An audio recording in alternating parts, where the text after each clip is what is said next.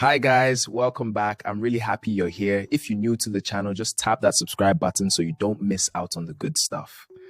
All right, enough of me talking. Let's get into today's video.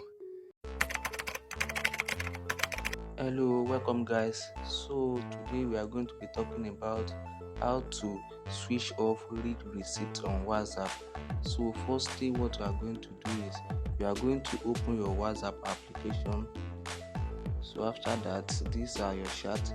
So what we do next is you are going to click on these three buttons beside the camera icon at the top.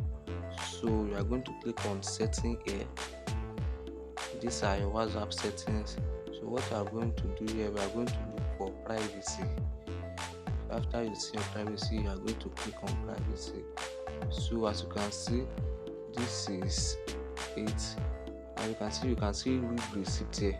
If turned off, you won't send or receive read receipt. Read receipts are only sent for group chat. Once you off this thing, you won't be able to see who viewed your status or people won't be able to know when you view their status. So that is the function of this read receipt.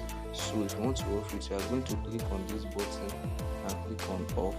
So that's it. You have just off your read receipt. So but in case maybe it was off before and you don't know how to turn it on, just follow this step and you'll be able to turn it on back, and just click on this button again. It will automatically turn on. So that is how to switch on and off your read receipt on WhatsApp. So that's it. Thank you guys.